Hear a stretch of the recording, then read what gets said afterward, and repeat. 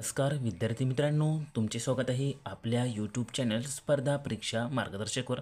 तर मित्रांनो, या ठिकाणी बघा DMER फार्मासिस्ट 2025साठी आपण या व्हिडिओमध्ये एक्सपेक्टेड कट ऑफ बघणार आहोत सेकंड रिस्पॉन्स शीटनंतर. तर बघा तुमची 21 नोव्हेंबरला तुमची सेकंड म्हणजेच फायनल रिस्पॉन्स शीट जी आहे ती रिलीज झाली आहे. आणि जशी ही फायनल रिस्पॉन्स शीट रिलीज झाली तसा एकच गोंधळ सगळीकडे उडाला आहे. कारण की बघा या ठिकाणी कोणाचे 4 मार्क कमी झालेले आहे तर कोणाचे 6 मार्क कमी झालेले आहे. तर बघा 4 आणि 6 मार्काने खूप मोठा फरक या ठिकाणी पडणार आहे. आणि आणखीन बघा या ठिकाणी मेरिट लिस्ट जी आहे ती अजून लागायची आहे आणि नॉर्मलायझेशन देखील होणार आहे. नॉर्मलायझेशन देखील या ठिकाणी होणार आहे. कारण की बघा DMERची एक्झाम जवळजवळ 15 शिफ्ट्समध्ये पार पडलेली आहे. लक्षात ठेवा, 15 शिफ्ट्समध्ये DMERची एक्झाम पार पडलेली आहे. आणि जी कोणती एक्झाम 2 किंवा त्यापेक्षा जास्त शिफ्टमध्ये पार पडत असते तर त्यामध्ये 100% जे आहे ते नॉर्मलायझेशन होत असते. आणि या ठिकाणी तर बघा 15 शिफ्टमध्ये एक्झाम झालेली आहे. तर जी कोणती शिफ्ट या ठिकाणी इझी होती, जी कोणती शिफ्ट या 15 शिफ्टपैकी इझी होती त्या शिफ्टचे या ठिकाणी 8 ते 10 मार्क वजा देखील होऊ शकतात. आणि जी शिफ्ट या ठिकाणी थोडी हार्ड होती किंवा मॉडरेट लेवलची होती त्या शिफ्टमध्ये या ठिकाणी 8 ते 10 मार्क वाढू देखील शकतात. त्यामुळे समजा तुमचे जर आता 120 मार्क असेल आणि तुमची एक्झाम हार्ड शिफ्टमध्ये झालेली असेल तर बघा तुमचे त्या ठिकाणी 10 मार्क जरी वाढले तर तुम्ही डायरेक्ट या ठिकाणी 130 मार्कावर जाणार आहात.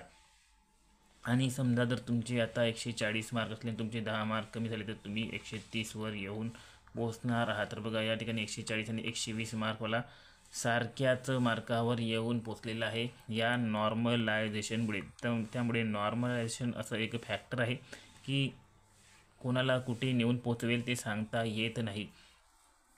त्यामुळे अजूनसुद्धा तुम्हाला वेट करावं लागेल नॉर्मलायझेशननंतर या ठिकाणी तुमचा पिक्चर एकदम क्लिअर होऊन जाणार आहे. तर बघा या ठिकाणी आज आपण तुमची जी फायनल रिस्पॉन्स शीट आलेली होती तर त्यानुसार आपल्याकडे जो काही डाटा आलेला आहे, आपण बघा टेलिग्राम चॅनलवर देखील पोल कंडक्ट केला होता की फायनल रिस्पॉन्स शीटनंतर तुमची मार्क्स किती येत आहे. तर त्या ठिकाणी बघा मॅक्झिमम लोकांचा जो कल होता तो 62 ते 70. बघा 62 ते 70 या रेंजमध्ये मॅक्झिमम लोकांचा कल आलेला आहे. बघा काही लोकांना या ठिकाणी 70 आणि 80च्या वर देखील मार्क्स मिळालेले आहे, परंतु त्यांना बघा फार कमी संख्येमध्ये इतक्या मार्कावर लोकांनी स्टिक केलेले आहेत. आणि बघा ही जी संख्या आहे ही टॉपर लोकांची संख्या आहे, ज्यांना पण 140 ते 160 या रेंजमध्ये मार्क्स मिळालेले आहेत. ती जवळपास टॉपर लोकांची संख्या आहे. कारण की बघा या ठिकाणी फार्मसिस्टचे तुम्ही जवळपास बघू शकता 207 इतक्या वॅकन्सीज होत्या. तर त्यामुळे बघा ज्यांना पण 140 160 असे मार्क्स आहेत तर ते वरच्या टॉप लिस्टमध्ये मेरिट लिस्टमध्ये त्यांचे नाव येऊ शकते. आणि कट ऑफ जी आहे ती मेरिट लिस्टच्या टॉपच्या मुलांवर अवलंबून नसते, ती त्या ठिकाणी शेवटच्या सिलेक्ट झालेल्या मुलांवर अवलंबून असते. त्यामुळे कट ऑफ इतकी राहील याचा विचार तुम्ही सोडून द्या. आणि तुमचे मार्क्स कमी असेल तर या ठिकाणी तुम्ही डिमोटिवेट होऊ नका. तुमच्यासाठी खूपच चांगली या ठिकाणी संधी आहे. नॉर्मलायझेशन या ठिकाणी मोठा बदल करणार आहे, त्यामुळे सर्वांचे मार्क्स जे आहे ते वाढणार आहे.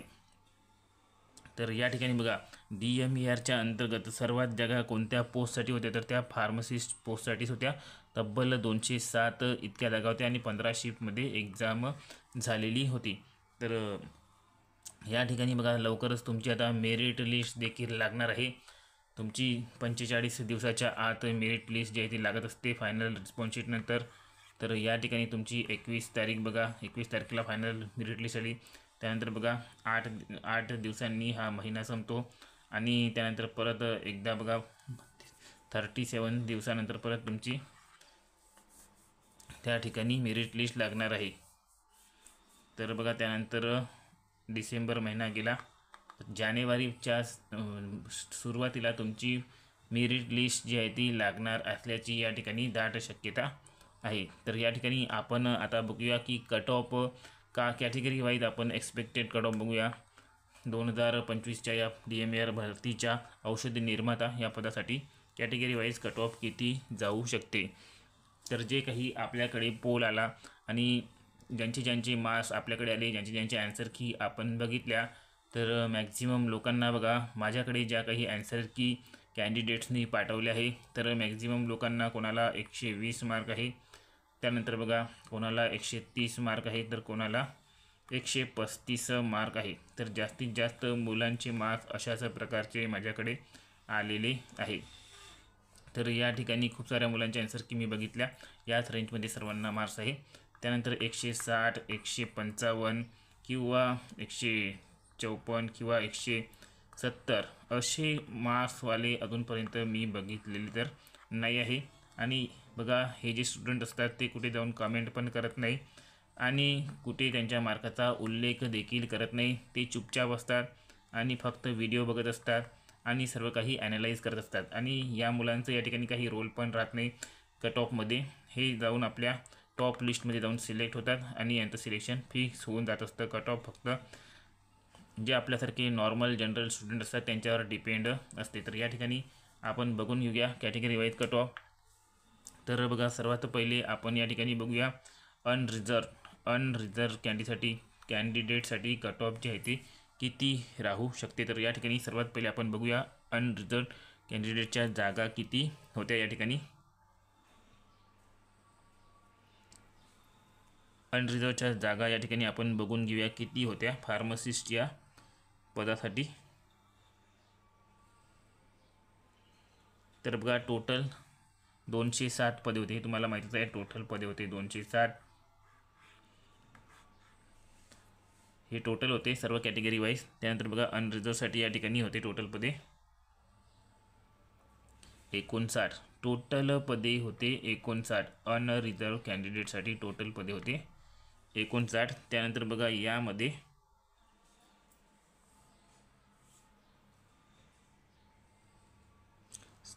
अनरिझर्वमध्ये 59. त्यानंतर सर्वसाधारण पदे होते 19.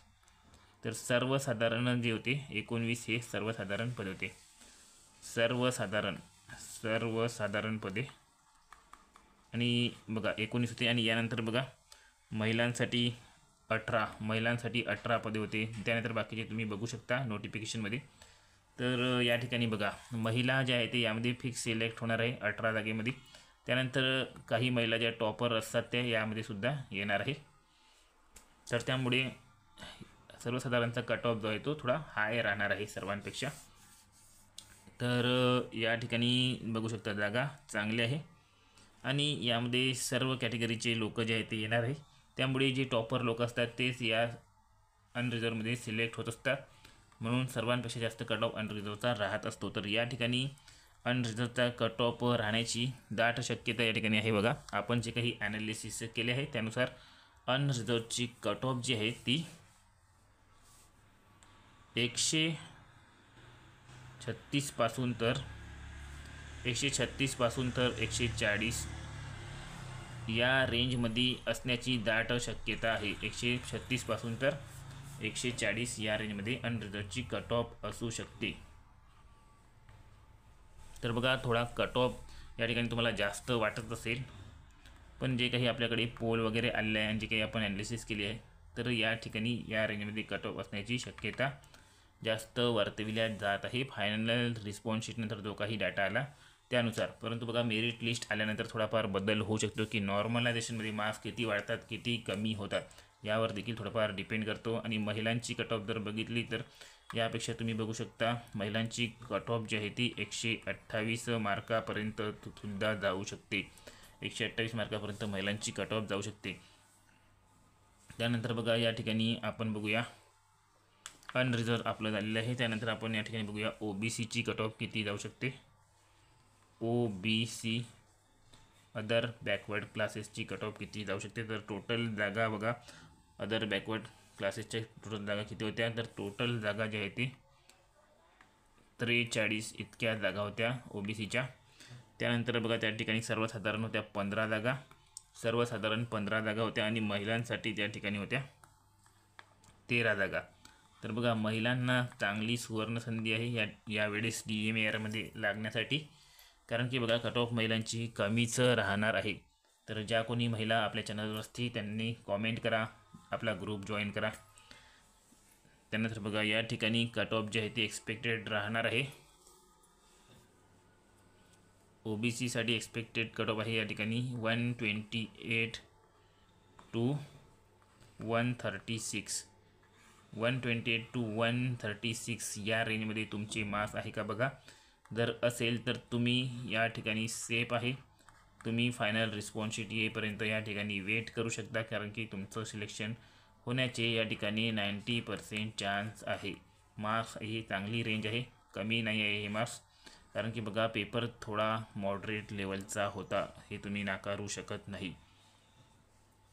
आणि महिलांचा कट ऑफ या ठिकाणी 120 पासून तर 130 पर्यंत पकडून घ्या, इतकाच राहणार आहे. यापेक्षा जास्त किंवा कमी जाणार नाही आहे.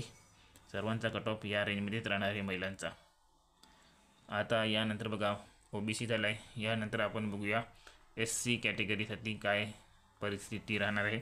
तर SC कॅटेगरीसाठी बघा या ठिकाणी टोटल जागा होत्या 26 आणि महिलांच्या या ठिकाणी जागा बघा सर्वसाधारण जागा होत्या 8 जागा आणि महिलांसाठी सुद्धा होत्या 8 जागा. या होत्या सर्वसाधारण जागा आणि या होत्या महिलांसाठी जागा. तर या ठिकाणी SCच्या कट ऑफ जी आहे ती थोडी जास्त राहू शकते, कारण की SCच्या जागा थोड्या कमी होत्या. तर या ठिकाणी SCची कट ऑफ जी आहे ती OBCच्याच बरोबर राहण्याची शक्यता आहे.